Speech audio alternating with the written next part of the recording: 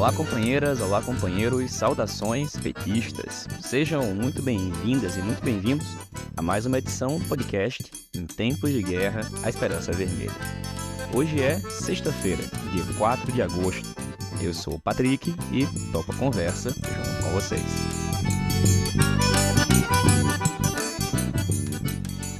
No episódio de hoje, falamos sobre as resoluções aprovadas no 8º Congresso Nacional da Tendência Petista, Articulação de Esquerda. A companheira Natália Sena faz um breve informe sobre o início dos trabalhos do GTE, o Grupo de Trabalho Tática Eleitoral Nacional. E o companheiro Walter Pomar comenta a decisão do Copom de reduzir em 0,50 pontos a taxa Selic para 13,25%.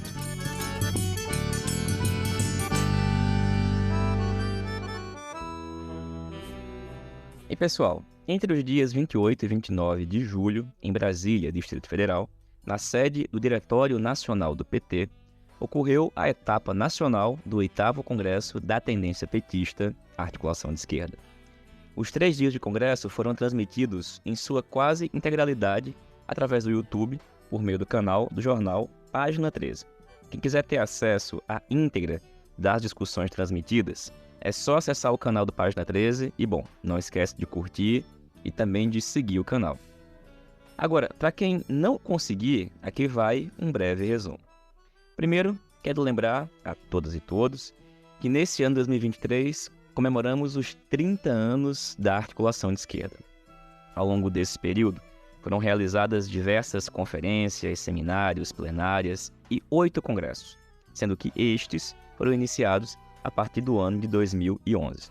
Para quem quiser conhecer um pouco mais dessa história, no final do ano passado nós gravamos uma série especial do podcast falando sobre os 30 anos da articulação de esquerda, com a leitura de diversos documentos históricos, também com entrevistas de companheiras e companheiros que participaram ativamente dos primeiros anos da tendência. Durante o 8º Congresso, realizado nos últimos dias 28, 29 e 30, foi lembrado o nome de diversos desses companheiros e companheiras que ajudaram a fundar a AE, alguns que inclusive já não estão mais conosco, mas outros e outras que seguem militando presentes em nossas fileiras. Bom, no primeiro dia de congresso, que ocorreu no dia 28 de julho, com a participação de convidadas e convidados, estiveram na mesa, que foi coordenada pela companheira Daniela Matos, do PT do Distrito Federal, o presidente da CUT do DF, Rodrigo Rodrigues, o deputado distrital e representante da tendência Democracia Socialista, Gabriel Magno, o representante da tendência ao Trabalho, Júlio Turra, a representante da tendência Socialismo em Construção, Miziara, a deputada federal pelo PT do DF, Érica Cocai, e o ex-presidente nacional do PT, o companheiro José Genuíno. Pela articulação de esquerda, fizeram falas o companheiro Múcio Magalhães, do PT de Pernambuco, abordando justamente os 30 anos da AE até aqui, e a companheira Natália Sena, do Rio Grande do Norte, que atualmente compõe a Comissão Executiva Nacional, e ela abordou os desafios e as perspectivas para o PT e para a AE ao longo dos próximos anos. No segundo dia de congresso, ocorreu a aprovação da Comissão de Emendas e da Comissão Eleitoral. O companheiro Walter Pomar realizou a apresentação do projeto de resolução e, a partir dele, foi realizada uma discussão com intervenções presenciais e também virtuais. Afinal de contas, foi possível participar através da plataforma Zoom e, como eu falei, muita gente acompanhou também a transmissão por meio do YouTube. Como a exposição do Walter foi um resumo a partir do sumário do texto base, nós vamos ouvir agora alguns fragmentos dessa exposição para quem também não pôde nem acompanhar, nem vai conseguir ir lá no YouTube. A ideia número 1, que inclusive é o título do texto, é: sem luta não haverá transformação. Então, primeiro, nós queremos transformação do país, não queremos apenas união e reconstrução.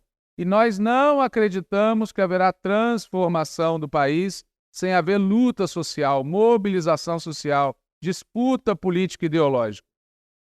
Segundo, êxitos, críticas e autocrítica. A gente obviamente considera que, em comparação com a herança maldita recebida do governo golpista e do cavernícola, o que nós já fizemos em tão pouco espaço de tempo é muito positivo, mas nós não vamos trabalhar com a ideia de que esse é o nosso limite.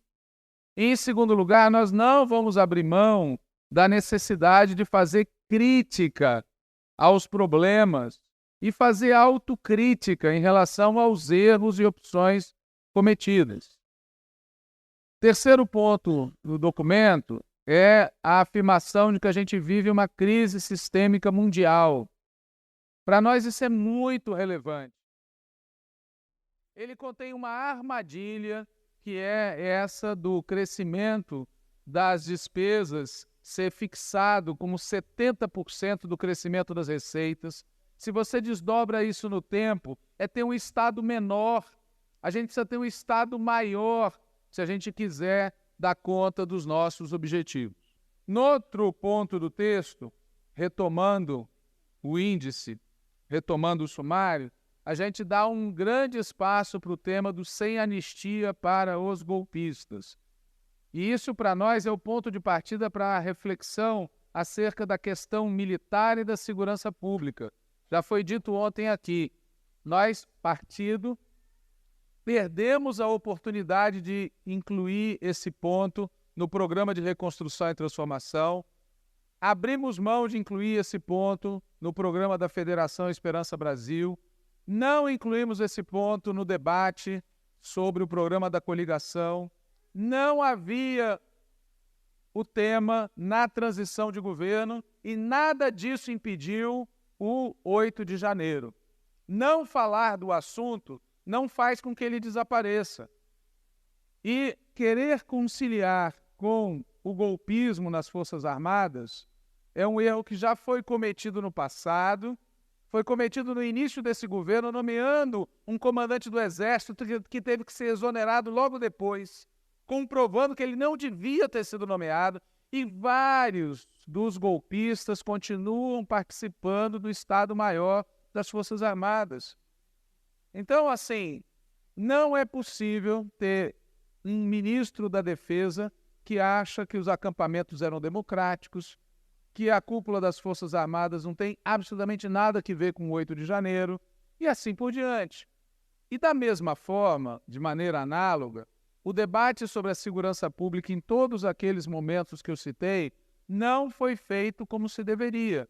E isso não altera a realidade. O Anuário da Segurança Pública mostra que a violência cresceu, que a população carcerária no Brasil é uma das maiores do mundo, que a guerra às drogas, da maneira como se concebeu, é um desastre, que as polícias militares continuam uma força de repressão contra a população pobre, preta e periférica, e o escândalo dos escândalos é que um dos governos onde isso mais acontece é um governo que há anos vem sendo dirigido pelo PT. O Rui Costa é diretamente responsável pelos índices de letalidade cometidos pela Polícia Militar do Estado da Bahia. Não dá para a gente passar o pano, não dá para mentir, não dá para ocultar esse fato. Então, esse debate precisa ser enfrentado. O texto também dá um destaque grande para a questão que nós intitulamos Contra o Semipresidencialismo e contra as Emendas Secretas, Mobilização Popular, Orçamento Participativo e Reforma Política. Nós escolhemos uma política de alianças e uma tática na eleição de 2022 que teve um efeito colateral. O efeito colateral é o pior e mais conservador Congresso Nacional desde 1900 e picos. E o resultado disso é um presidente da Câmara dos Deputados reeleito com voto da bancada do PT, que acha que quando o povo fez L, era L de Lira, e quer implantar o semipresidencialismo / semiparlamentarismo no país. E, ademais, se manteve de maneira recalchutada e um pouco suavizada a prática indecente das emendas secretas. E como é sabido há bastante tempo, essas emendas, antes mesmo da situação atual, já beneficiavam muitos parlamentares supostamente de esquerda, de vários partidos. Então, Não é um tema de fácil solução, porque, no fundo, é preciso uma outra tática que viabilize o crescimento das bancadas de esquerda no Congresso Nacional. Quero lembrar que, desde a eleição de 2002, que foi o nosso pico, de lá para cá, a representação da esquerda no Congresso Nacional vem caindo, portanto, tem um problema de linha política, a política de frente ampla, de política de alianças ampla, etc., etc., etc., tem um efeito colateral que se verifica na ampliação da hegemonia conservadora no Congresso Nacional. Então, tem um problema que passa pelas eleições próximas por mudança de tática, mas não dá para esperar as próximas eleições para enfrentar o problema. Por isso a gente insiste muito que é preciso força na participação popular, na mobilização social e na denúncia da situação. É errado dizer para o povo brasileiro, como numa resolução do Diretório Nacional do PT se tentou dizer, que a gente obteve grandes vitórias no Congresso Nacional, sem fazer menção às derrotas sofridas e sem fazer menção ao fato de que as vitórias acontecem quando a gente aprova coisas que são de interesse da maioria conservadora, como é o caso da reforma tributária, como é o caso do novo arcabouço fiscal. Então, a gente defende que haja uma postura de enfrentamento através de mobilização social, participação popular, disputa política desde já. E a gente reafirma uma ideia que os problemas que existem na institucionalidade brasileira, em particular no mecanismo de eleição do Congresso Nacional, não são resolvíveis sem uma Assembleia Nacional Constituinte. É preciso criar as condições políticas para que se faça uma reforma política através de uma Assembleia Nacional Constituinte, tal e qual diz a resolução do Congresso do PT, do 3º e do 6º Congresso Nacional do Partido. Não se trata de uma medida para amanhã, mas se trata de um horizonte que deve ser construído, porque sem isso, como já foi dito ontem também, não haverá alteração. A estrutura do sistema político eleitoral brasileiro favorece a manutenção da hegemonia conservadora. Volto ao ponto, na sequência do sumário, de que nós precisamos iniciar um novo ciclo de desenvolvimento no país. Essa é uma questão muito importante para nós. O Brasil hoje é uma subpotência primária exportadora de produtos vegetais, proteína animal e minerais. Nós precisamos mudar isso. É necessário mudar isso para mudar o lugar do Brasil no mundo e para criar as condições para ter uma política de desenvolvimento com bem-estar social, com liberdades democráticas, com soberania nacional no nosso país. E a gente diz, nesse capítulo, uma série de questões, entre as quais que isso não vai acontecer sem enfrentamento com o agronegócio e sem enfrentamento com o capital financeiro, sem reforma agrária, sem ampliar o papel do Estado, sem reforma tributária. Nós não vamos ter um desenvolvimento de outro tipo no país sem mudar as estruturas profundas que o país tem. E esse é um tema para nós muito caro, porque ele materializa o debate programático e estratégico. O nosso texto, em seguida, enfatiza a necessidade de manter a política no comando, ou seja, o que está em jogo para mudar o país não é administrar bem. O que está em jogo para mudar o país é fazer luta político-ideológica, aumentar o poder da classe trabalhadora, fazer debate sobre a transformação do nosso país. E sabemos que a gente faz isso hoje sob condições mais difíceis do que no passado. Só que a conclusão que alguns setores do partido tiram disso é: como atuamos sob condições mais difíceis, vamos rebaixar os nossos objetivos. Não é essa a nossa conclusão. A nossa conclusão é exatamente o oposto. Para enfrentar essas condições mais difíceis, é preciso mais radicalidade, mais luta política e ideológica, mais disposição de enfrentamento com o neoliberalismo e com a extrema-direita. Nós várias vezes temos repetido há tempos que agora, diferente do passado, nós não temos um inimigo, o neoliberalismo tucano. A gente tem dois inimigos, o neoliberalismo e a extrema-direita neofascista, que é também neoliberal.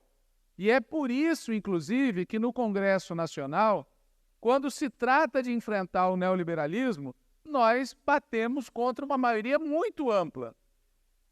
Enquanto que nos debates que dizem respeito ao enfrentamento do neofascismo, a gente consegue fazer uma política de alianças um pouco mais exitosa. E o problema é que, para mudar as condições de vida do povo, é preciso derrotar o neoliberalismo. Nisso reside a dificuldade.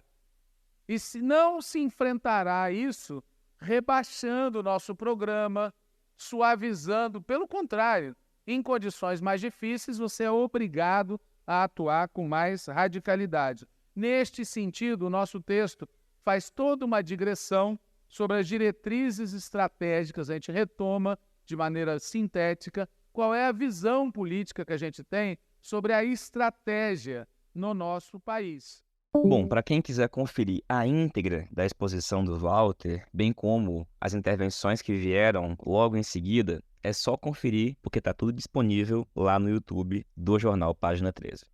Mas foi em torno do texto que possui esses pontos que a gente ouviu agora, que o Walter mencionou, que o debate se deu ao longo de todo o segundo dia de Congresso. Já no terceiro dia do Congresso, foi realizada a apresentação das emendas, a posição da Comissão Eleitoral e a eleição da nova Direção Nacional da Tendência. Bom, sobre a nova Direção Nacional da Tendência, ela foi aprovada com uma composição de 18 integrantes, em sua maioria de companheiras mulheres. E a composição da nova Direção Nacional da Articulação de Esquerda passa a ter a seguinte composição: Daniela Matos, do Distrito Federal, Natália Sena, do Rio Grande do Norte, Jandira Uerrara, de São Paulo, Júlio Quadros, do Rio Grande do Sul, Patrick Campos, de Pernambuco, Walter Pomar, de São Paulo, Ana Afonso, do Rio Grande do Sul, Elisa Guaraná, do Rio de Janeiro, Adriana Souza, de Minas Gerais, Gleice Jane, de Mato Grosso do Sul, Ivonete Alves, de Sergipe, Wilma dos Reis, do Distrito Federal, Eliane Bandeira, do Rio Grande do Norte, Múcio Magalhães, de Pernambuco, Humberto Amadusti, de Mato Grosso do Sul, Leisson Azevedo, do Pará, Hilton Faria, do Tocantins, e Damarci Olive, do Mato Grosso do Sul. Além da eleição da nova direção, foi reconduzida a Comissão de Ética, que é composta pelos companheiros Jonatas Moretti, do Distrito Federal, Sofia Mata, do Rio Grande do Norte, Isabel Costa, do Rio de Janeiro, e Perepeti, do Estado do Pará. Bom, com relação ao texto base, a versão final do texto, que vai ser a resolução oficial do Congresso, ainda está em fase de consolidação após a apresentação das emendas no Congresso. No entanto, algumas das resoluções e moções já foram publicadas e estão disponíveis no site página13.org.br. Uma dessas resoluções diz respeito à comunicação, e ela diz o seguinte, abre aspas, a frente de batalha da comunicação. Decorridos os primeiros 7 meses do terceiro mandato do presidente Lula, já é possível enxergar com nitidez uma série de questões que dizem respeito às políticas de comunicação social praticadas pelo governo federal e ao relacionamento entre este e as diferentes mídias, especialmente os conglomerados de rádio e TV, bem como as grandes plataformas transnacionais e suas respectivas redes sociais, e que merecem a atenção do nosso partido. O recente ataque explícito de veículos do Grupo Globo à indicação do companheiro Márcio Postman para presidir o Instituto Brasileiro de Geografia e Estatística, o IBGE, ataque capitaneado pela principal porta-voz do jornalismo econômico pró-neoliberalismo, é sinal de que pouco mudou nesta seara, mesmo em tempos de frente ampla. O alinhamento incondicional do oligopólio midiático em defesa do presidente do Banco Central, nomeado por Bolsonaro, e da assim chamada independência do Banco Central, é outro exemplo pedagógico do comportamento político fortemente enviesado em favor das políticas neoliberais. Vale lembrar, sempre e esquecer jamais, que a ofensiva do oligopólio midiático contra o PT e contra o governo Lula, especialmente a partir do episódio do Mensalão em 2005, e mais adiante contra o governo Dilma, foi essencial para a vitória do golpe de 2016, para a condenação e prisão de Lula e, por fim, para a eleição de um presidente de extrema-direita, pavimentando assim a marcha dos neofascistas em direção ao Planalto. Mesmo quando se opuseram em outras questões, esses grandes meios de comunicação deram apoio integral às políticas neoliberais dos governos Temer e Bolsonaro, Sua ação foi determinante, por exemplo, para convencer os setores populares a mudarem de opinião e passarem a opinar e a apoiar a criminosa reforma da Previdência Social proposta por Paulo Guedes e Bolsonaro, ao propagandear diariamente as supostas virtudes da reforma e, ao mesmo tempo, omitindo a retirada de direitos e calando as vozes críticas. Nos dias de hoje, o oligopólio midiático tenta enquadrar o terceiro mandato de Lula, aproveitando-se para isso de seu papel hegemônico na construção de sentidos na sociedade, do seu alcance na formação de valores e opiniões.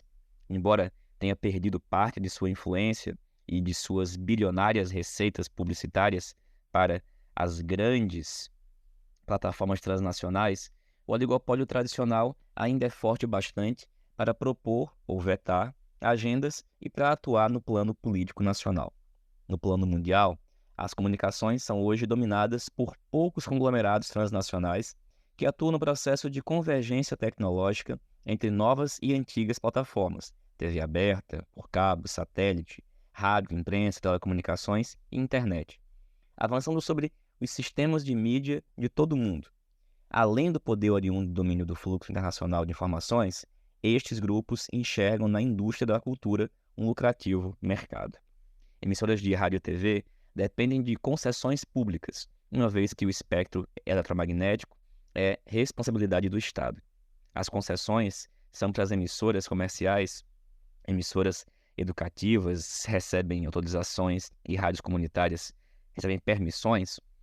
A duração das concessões é de 15 anos para a TV e 10 anos para a rádio, podendo ser renovadas. Porém, sua não renovação depende da votação nominal de 2/5 do Congresso Nacional. As gestões petistas anteriores praticaram uma política de comunicação tradicional, apesar de iniciativas importantes em sentido contrário, que terminaram abortadas, engavetadas ou mesmo desvirtuadas. O projeto governamental de criação de uma nova legislação para o audiovisual e de uma agência para esta área, a Ancinav, torpedeado pelo Grupo Globo, é um exemplo marcante a demonstrar a prevalência dos interesses da radiodifusão comercial nas políticas adotadas para o setor. A realização da Conferência Nacional de Comunicação em 2009 foi um fato notável, mas quase nenhuma de suas mais de 600 resoluções chegou a ser implementada pelo governo. A democratização dos meios de comunicação, principal finalidade da Confecom, é fundamental para que o Brasil se torne uma sociedade mais justa e democrática. O sistema atual de mídia é um potente antagonista de qualquer projeto sério de combate à enorme desigualdade social que caracteriza nosso país e que serve de permanente fermento do neofascismo. Nesse sentido, surpreende que o Grupo Globo volte a ser favorecido, em especial no tocante à destinação de verbas publicitárias. Assim, apenas no primeiro semestre de 2023, esse conglomerado recebeu mais de 54 milhões de reais da Secretaria de Comunicação Social, a SECOM. Mesmo levando-se em conta que o governo não poderá prescindir de publicidade em certa escala, há que evitar o que aconteceu nos mandatos anteriores, que destinaram bilhões de reais a esse grupo de mídia que não hesitou em projetar politicamente a Operação Lava Jato, legitimá-la e aliar-se a ela para que cometesse deliberadamente o maior erro judicial da história recente do Brasil. Tarefa fundamental do governo é garantir a existência dos sistemas estatal e público de comunicação. O primeiro deve servir como meio legítimo de difusão das informações de interesse dos três poderes que compõem o Estado, nos três níveis da federação. Já o sistema público deve produzir conteúdos de finalidade educativa, cultural e artística e dar voz às expressões diversas da sociedade organizada com autonomia e gestão participativa. O sistema privado deve ser regulado e controlado. A Constituição proíbe expressamente o monopólio. O segundo mandato do presidente Lula já deu um passo importante nessa direção, ao criar a Empresa Brasil de Comunicação, EBC, e iniciar a reconstrução do sistema público de rádio e TV. A EBC, no entanto, tornou-se alvo do governo Temer, que cassou o mandato de seu presidente e do conselho curador da estatal, e depois alvo do governo Bolsonaro, que nomeou generais para dirigir a empresa e cerceou a atividade de seus jornalistas. A direção atual, nomeada pelo governo Lula, tem adotado práticas controvertidas e sua relação com os sindicatos que representam os trabalhadores é difícil. o que compromete uma gestão mais democrática. A TV Brasil precisa ser fortalecida por meio de crescentes investimentos e dotada de maior alcance. Junto à rede de emissoras encabeçada pela TV Brasil, o sistema público de comunicação deve comportar também as outras emissoras do chamado campo público, as universitárias, comunitárias e legislativas. A rádio comunitária é hoje um dos principais instrumentos de promoção do direito à comunicação. Há necessidade de imediata revisão dos mecanismos de outorga de canais de rádio e TV, concessões públicas que vêm sendo historicamente tratadas como propriedade absoluta por parte das emissoras de radiodifusão, muitas das quais estão em situação de flagrante ilegalidade. A lei precisa ser cumprida e devem ser adotados critérios e mecanismos para que a população possa avaliar e debater não somente a concessão e renovação de outorgas, mas também o conteúdo transmitido. No combate ao quadro de terra sem lei do sistema de concessões, o Partido dos Trabalhadores deve se juntar à luta da sociedade organizada para concretizar os preceitos da Constituição que estabelecem a proibição do monopólio na mídia e exigem conteúdos que privilegiem a educação, a cultura e a arte nacionais e promovam produção independente e regionalizada. No campo da radiodifusão comunitária, o PT defende a adoção de uma política clara que crie condições para que um número cada vez maior de localidades possa contar com essas emissoras. Essa política deve ampliar o número de frequências para que essas emissoras, ampliando seus limites de área e potência de alcance, hoje restritos a 1 km de raio e 25 watts, e garantir seus meios de sustentabilidade financeira. Para manter o caráter democrático e popular das rádios comunitárias, é preciso ainda criar instrumentos que coíbam a apropriação dessas emissoras por grupos políticos e religiosos locais, processo que reproduz a lógica dos grandes negócios da comunicação e que nossos governos anteriores não foram capazes de evitar. A atual gestão federal tem adotado práticas importantes, como a criação de estruturas que coordenem o combate às fake news, o podcast do presidente Lula e o lançamento do canal UGov. Todas essas iniciativas devem estar articuladas em uma ação efetiva no cumprimento da tarefa de construir um novo marco institucional para as comunicações. Esse processo de elaboração de novas normas para o setor deve responder aos problemas apresentados frente ao novo cenário da convergência de tecnologias, serviços e conteúdos na perspectiva de democratizar a mídia no Brasil, o que inclui combater o poder desmedido das grandes plataformas virtuais transnacionais, Meta, Google e outras, e regulá-las. Por fim, o PT deve apoiar os movimentos que lutam para que esses e outros temas sejam debatidos numa ampla, democrática e participativa Conferência Nacional de Comunicação, a segunda Confecom, construída a partir de etapas estaduais e regionais e que tem como objetivo apontar diretrizes para as políticas do setor. O PT não deve medir esforços para ajudar a mobilizar a sociedade em torno do assunto.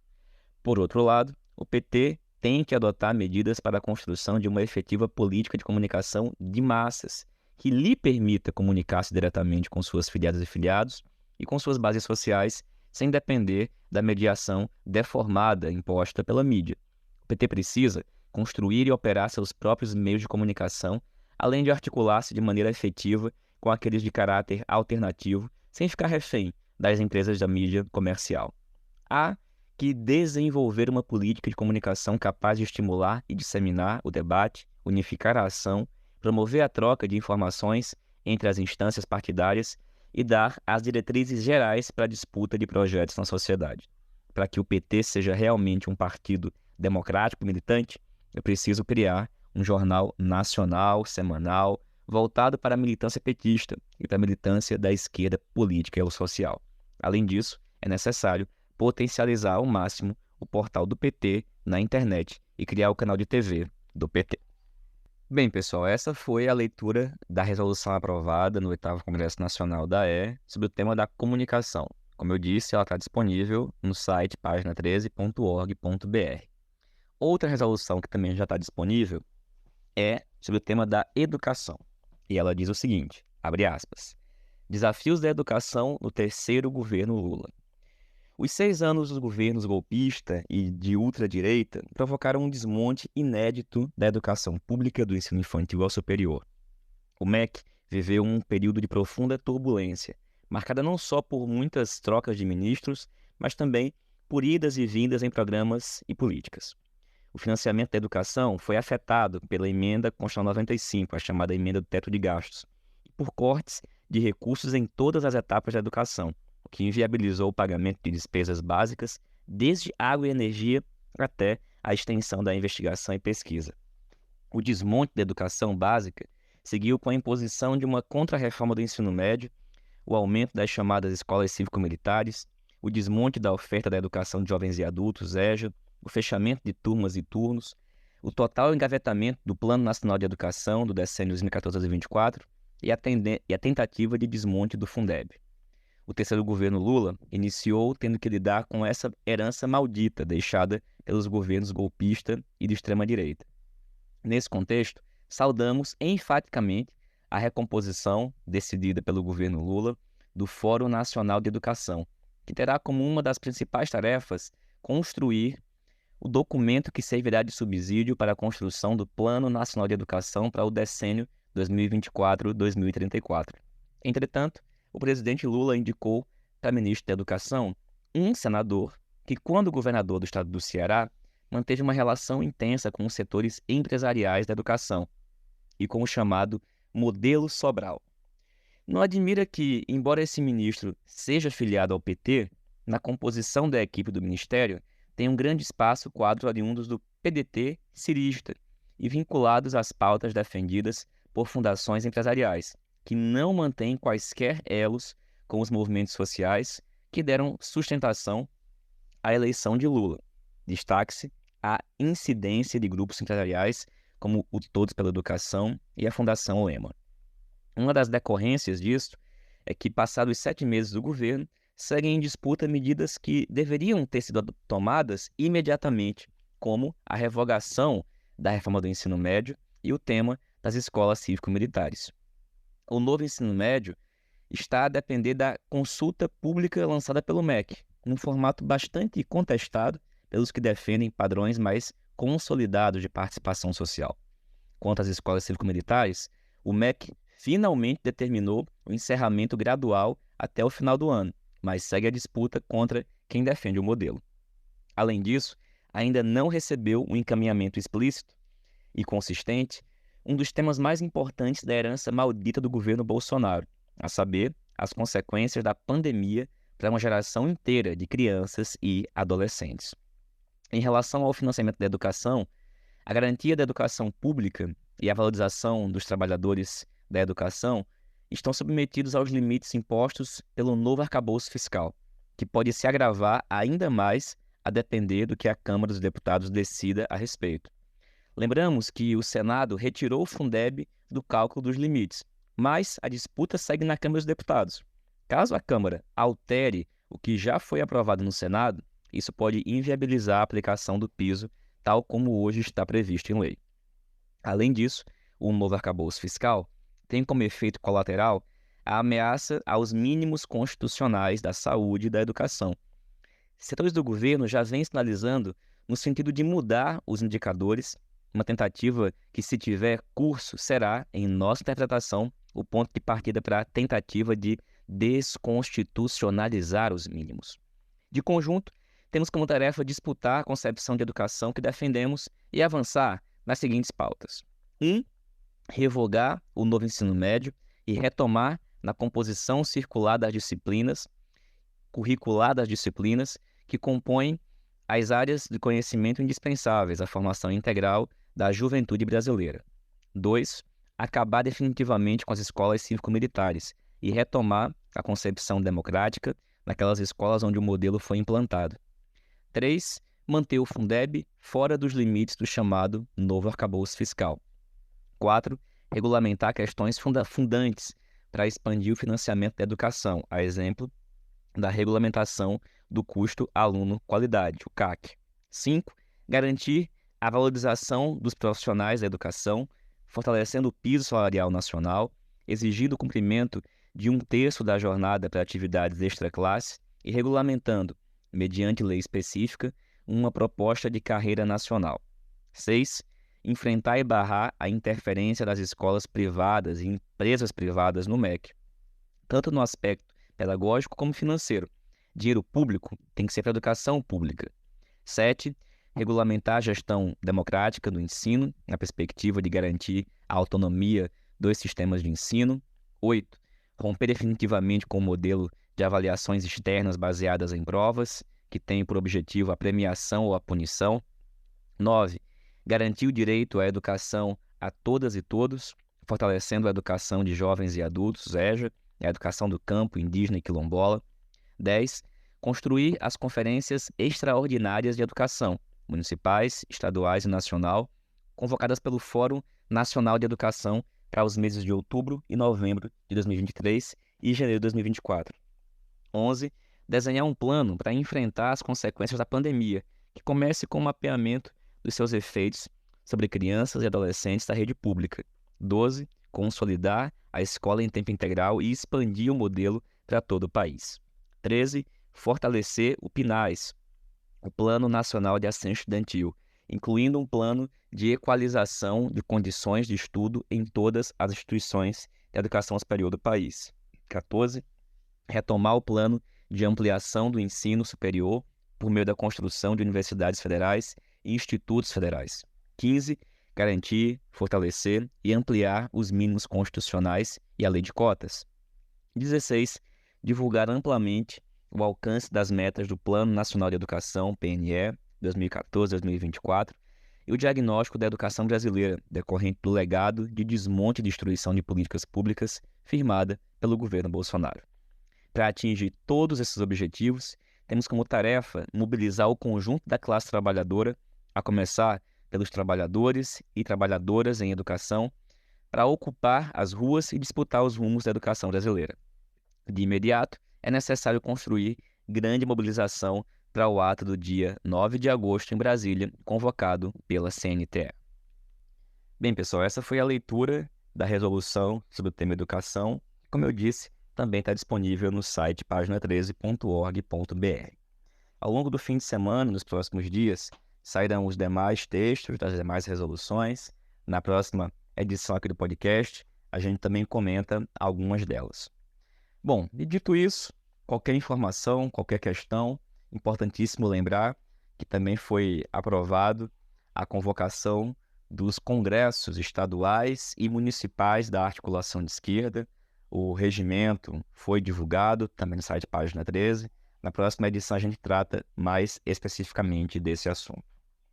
E dito isso, a gente vai ouvir agora a companheira Natália Sena, integrante da Comissão Executiva Nacional do PT e da Federação Brasil da Esperança, que fala para a gente sobre as primeiras reuniões do GTE, que começou a funcionar e essa semana já avançou nas discussões sobre as eleições de 2024 em pelo menos 2 estados. É a Natália que a gente escuta a partir de agora. Oi, Patrick, ouvintes do nosso podcast Em Tempos de Guerra, a Esperança é Vermelha. Vou dar um informe aqui do nosso grupo de trabalho eleitoral nacional, o GTE do PT, que foi instalado em junho desse ano, com bastante antecedência, para começar a organizar a atuação do partido para as eleições de 2024, eleições municipais. O GTE é composto por 8 membros, coordenado pelo Humberto Costa, pelo senador Humberto Costa de Pernambuco, que é integrante da Executiva Nacional. Além dele, são integrantes do GTE Gleide, tesoureira, Gleise, presidenta, o companheiro Henrique Fontana, que é secretário-geral, o companheiro Gilmar Tato, que é secretário de Comunicação, Joaquim Soriano, que é secretário de Assuntos Institucionais, Quaquá, que é vice-presidente do Rio de Janeiro, Romênio Pereira, secretário de Relações Internacionais, e, por mim, Natália Sena, que sou membro da Executiva Nacional do PT. Ele foi composto a partir de um cálculo de proporcionalidade entre as chapas que compõem o Diretório Nacional do PT. Além disso, tem o acompanhamento permanente dos líderes, das bancadas, da Secretaria de Organização e das Secretarias de Mulheres e Combate ao Racismo nas reuniões e nos debates do grupo de trabalho eleitoral. Até agora o grupo se reuniu, se eu não me engano, 3 ou 4 vezes para discutir de forma mais geral o andamento dos trabalhos, né? Foram tomadas alguns direcionamentos sobre a forma do GTE organizar o trabalho, por exemplo, vai ter um recorte prioritário de acompanhamento de municípios com mais de 100 mil eleitores, né? Mas, além disso, também haverá o acompanhamento das cidades que os estados considerarem politicamente interessantes, né? Que os estados considerarem politicamente interessantes a partir das análises, enfim, da situação, se a gente já governa, se é uma cidade importante por alguma razão, enfim, isso também entra no leque de acompanhamento. Vai ser elaborada uma proposta para política de comunicação para os municípios em que existem geradores de rádio e TV, e já está sendo feito um levantamento bem detalhado da situação dos municípios. A SORG está alimentando um arquivo, né, no Google Drive nesse sentido, que o GTE vai ter a oportunidade de estudar e, a partir disso, organizar o trabalho, né? Além disso, os estados estão realizando seminários para discutir tática, seminários sem caráter deliberativo, mas com o objetivo de subsidiar o GTE na condução desse debate da tática eleitoral para o ano que vem. E já começaram no dia de ontem, né, quinta-feira, dia 3 de agosto, começaram as primeiras reuniões do GTE com os estados. Ontem aconteceu uma reunião do GTE com uma comissão de dirigentes parlamentares do Mato Grosso do Sul e também do Rio Grande do Sul. Então, já foram feitas essas 2 reuniões e o GTE vai se reunir na semana que vem para avançar um pouco mais na preparação para a discussão do Diretório Nacional do PT. O Diretório Nacional do PT vai se reunir no dia 28 de agosto, ainda esse mês, para começar, né, e já tirar uma diretriz sobre a nossa tática para as eleições do ano que vem. Então, a pauta principal do Diretório Nacional vai ser essa, e o GTE está atuando para contribuir, enfim, né? O GTE não tem caráter deliberativo, mas é um grupo de trabalho operacional que faz esse acompanhamento mais direto, né, mais de perto, né, designado pela executiva para fazer o acompanhamento dos estados. E o último ponto é que vai haver acompanhamento direcionado, ou seja, dirigentes que vão acompanhar estados específicos, né, mas isso só vai ser definido posteriormente ao GTE se reunir com todos os estados, né? A perspectiva é que nos próximos meses, curto prazo, né, nos próximos 2 meses, tenha sido possível fazer a reunião com os 26 estados e discutir a atuação do PT, enfim, da política geral para as eleições municipais. É isso. Um abraço. Valeu, Natália. Obrigado, companheira. E, gente, nessa semana teve reunião do Copom. E pela primeira vez em muito tempo, decidiu-se finalmente reduzir a taxa de juros, mas em meio ponto.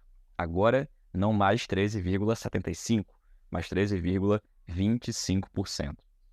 Afinal de contas, o que isso significa? Afinal de contas, o que esperar a partir de agora? Bom, para comentar um pouquinho sobre esse assunto, a gente escuta agora o companheiro Walter Pomar. Olá, Patrick. Olá, ouvintes do podcast, comandado pelo Patrick Campos Araújo. Pois é, Patrick, o fato é o seguinte: o Copom reduziu a taxa básica Selic, a taxa básica de juros, em 0,50 pontos percentuais. Caiu de 13,75% para 13,25%. O Copom é o Comitê de Política Monetária, um órgão do Banco Central, um órgão formado pelo presidente do Banco Central e por toda a diretoria do Banco Central. Ou seja, o Copom é, na verdade, o nome charmoso que recebe uma reunião que a diretoria do Banco Central faz a cada 45 dias, exatamente com esse objetivo, entre outros, né? Definir a taxa básica de juros. Ou seja, durante um ano, ocorrem 8 reuniões do Copom, uma a cada 45 dias, com um calendário que já é conhecido e divulgado com antecipação. Quem é que compõe a diretoria do Banco Central? Ou, se quiserem, quem é que compõe o Comitê de Política Monetária? Bom, a diretoria atual é composta por um presidente e 8 diretores. Se a memória não me falha, no início chegou a ter 5 diretores, lá nos idos dos anos 60. Hoje tem um presidente e 8 diretores, a saber, O presidente é o Roberto de Oliveira Campos Neto, né? O Bob Fields Neto. O diretor de administração é a Carolina de Assis Barros, uma diretora.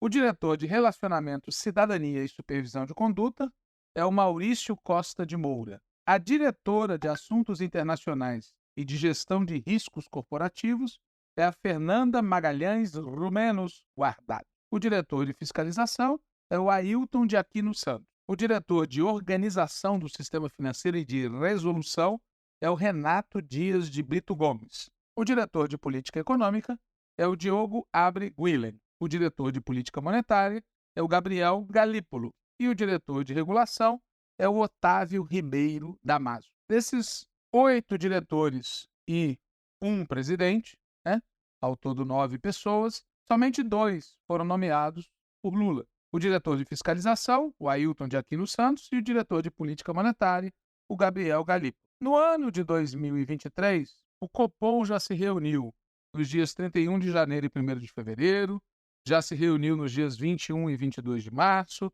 já se reuniu nos dias 2 e 3 de maio, já se reuniu nos dias 20 e 21 de junho, e em todas essas reuniões se manteve a taxa anterior. E nessa reunião de 1 e 2 de agosto, ocorreu o que nós já explicamos, uma redução em 0,50 pontos. Durante o ano de 2023, a gente vai ter mais 3 reuniões do Copom. Nos dias 19 e 20 de setembro, 31 de outubro e 1º de novembro, 12 e 13 de dezembro. Ou seja, falando em tese, mais 3 oportunidades para derrubar a taxa, ou para mantê-la, ou para elevá-la. Vale dizer que desde o dia 3 de agosto de 2022, ou seja, há um ano, a taxa foi posta em 13,75. A taxa comemorou agora um ano de 13,75. E foi nesta reunião de comemoração de um ano que eles resolveram cair para 13,25, que era a taxa vigente até o dia 15 de junho de 2022. Ou seja, pessoal, nós voltamos para a taxa que estava vigente na metade do último ano de mandato do cavernícola. Mesmo assim, mesmo sendo uma redução tão pequena, foi uma decisão apertada. 4 dos 9 votaram a favor de fazer uma redução menor ainda, uma redução de 0,25. 5 dos 9 votaram a favor da redução de 0,50, que foi efetivamente aprovada por 5-4. Detalhe é que desses 5 que votaram a favor de uma redução de 0,50, 2 são os indicados pelo presidente Lula e 3 são pessoas que já faziam parte da diretoria, entre elas o Campos Neto, o Bob Fields Neto. Né?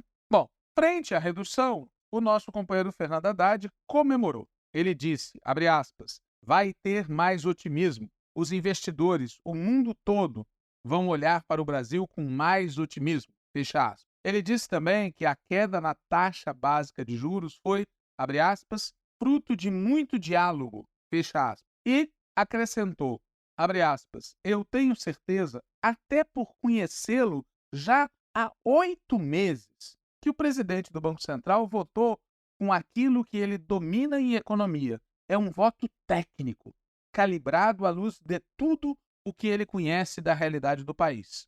O fato de que nós estamos, nesse momento, alinhados em torno da decisão, não significa que houve concessão do Banco Central. Era uma situação de votação apertada mesmo, por várias opiniões no mercado.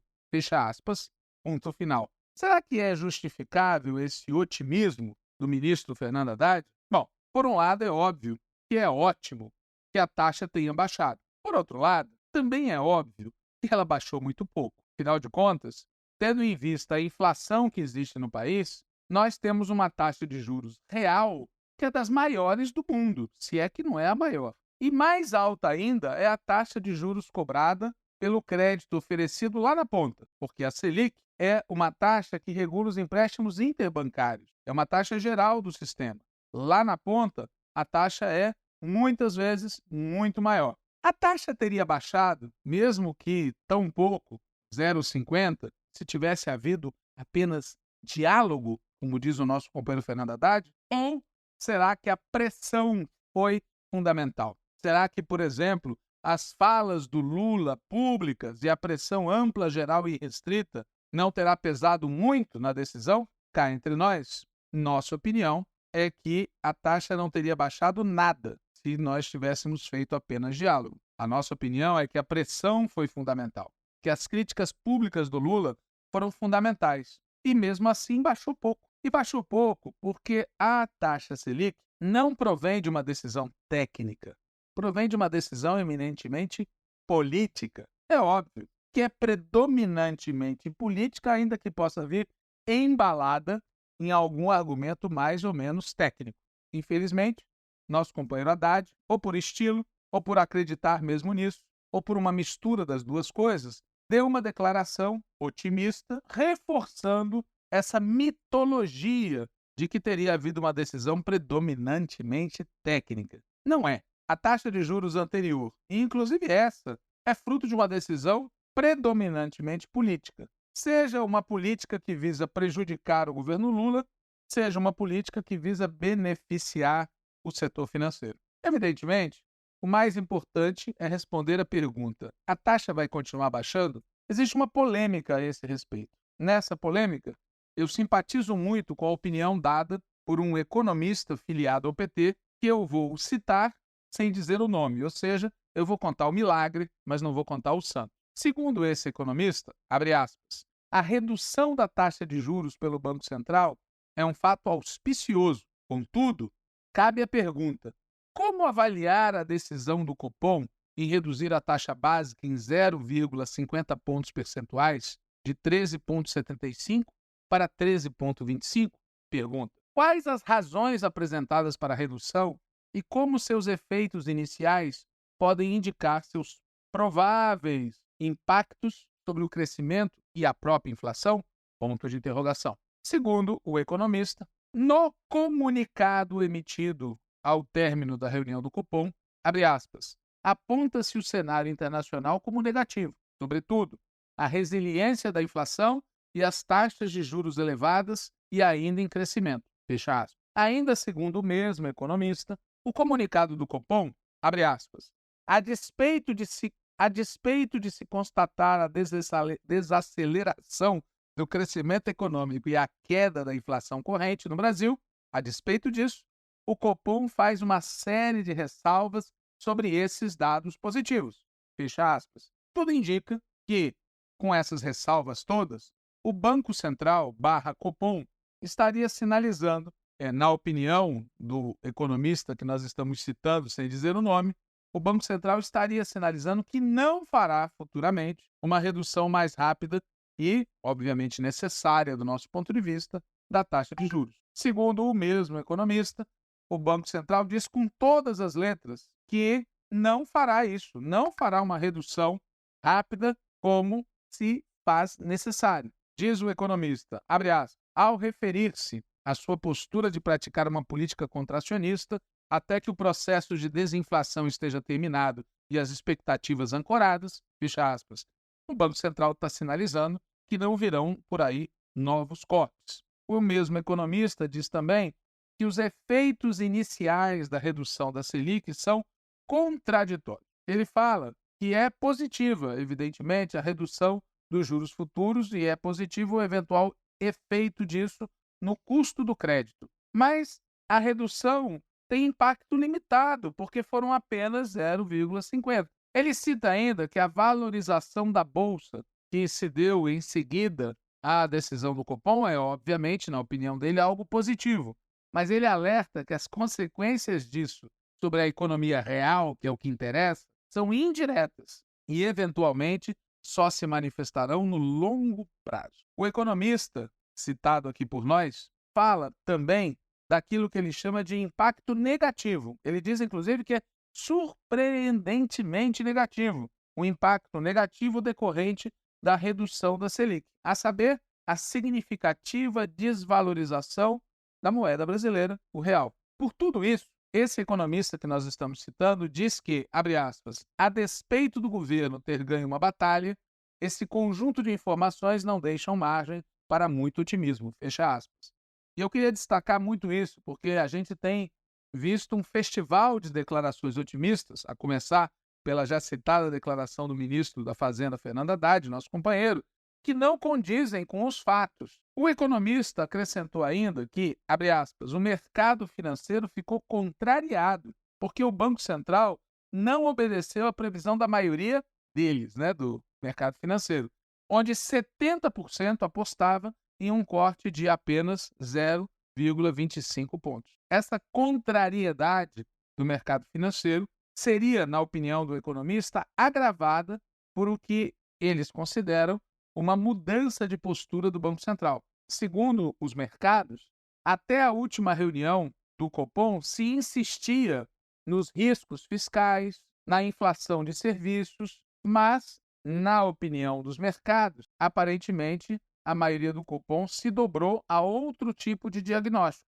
E o mercado, muito diferente do ministro da Fazenda, considera, na opinião do economista citado, que a decisão tomada pelo Copom foi de natureza política e decorreu da pressão do governo e da presença no Copom de 2 diretores do Banco Central indicados pelo presidente Lula. Por tudo isso, segundo o nosso economista, o mercado financeiro estaria apostando que esse corte não se sustentará e será, inclusive, revertido. Fecha aspas. Muito bem, qual é a moral da história?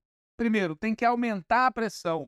0,50 é pouco. É um absurdo essa taxa de juros. Segundo, tem que afastar o presidente do Banco Central. Essa história de achar que ele agora votou direito não faz, em nenhum momento, com que a gente reduza a pressão no sentido de afastá-lo. Ele é um sabotador e um prestador de serviços para o setor financeiro. Terceiro, tem que mudar a lei. A lei que dá autonomia para o Banco Central tem que ser alterada. Quarto, tem que ter investimento estatal na veia, rápido, já, porque as reduções na taxa de juros por si só, mantida a situação atual, na melhor das hipóteses, será muito lenta. Quinto, é preciso enfrentar aquilo que dificulta esse investimento estatal na veia. Há várias coisas que dificultam, entre elas o velho teto de gastos, que segue vigindo, e o novo teto de gastos que vem por aí. Nós já comentamos em outras edições do podcast que a proposta original da Fazenda era cheia de problemas e ficou muito pior depois que o cajado baixou. Além disso, entre fatores que dificultam a ampliação do investimento estatal na veia de que necessita a economia brasileira, está a maioria de direita no Congresso Nacional, que evidentemente vai bloquear todas as reformas de natureza democrática e popular e vai facilitar todas as reformas de natureza neoliberal. Ninguém se iluda com a natureza de classe e com a orientação política da maioria do Congresso Nacional. Portanto, pessoal, apesar da gente ter vencido uma pequena, mas importante batalha, a vida daqui para frente vai se tornar cada vez mais difícil. Prova disso é o contingenciamento, prova disso são os sinais de que o orçamento do governo federal em 2024 não vai ser aquilo que muita gente estava imaginando. Prova disso também é o fato de que mesmo nos sinais positivos, como o crescimento do emprego e o crescimento geral da economia, mesmo nesses sinais positivos, há uma série de poréns. Empregos não formalizados, empregos de baixa remuneração, crescimento do agronegócio. Ou seja, mesmo quando vem um sinal positivo, ainda é nos marcos do modelo que a gente precisa mudar. Por isso, tem muita, mas muita briga pela frente. E quem tem razão não é a turma do diálogo. Quem tem razão é a turma da pressão. E a pressão inclui que nós apresentemos para o país metas, projetos, horizontes, objetivos de transformação. Não basta união e reconstrução. Tem que transformar o país. É isso que eu tenho a dizer. Valeu, Walter. Obrigado, companheiro. E, pessoal, essa foi mais uma edição do podcast Em Tempos de Guerra, a Esperança é Vermelha. A gente se reencontra aqui na próxima semana. Faça o convite para quem puder e quiser. Acompanhe também segunda-feira, às 19 horas, às 7 horas da noite, a edição do programa Antivírus, com o Walter, a Natália, comigo, e também a edição às 21 horas do Manifesto Petista. A gente se reencontra muito em breve. Saudações petistas e até mais.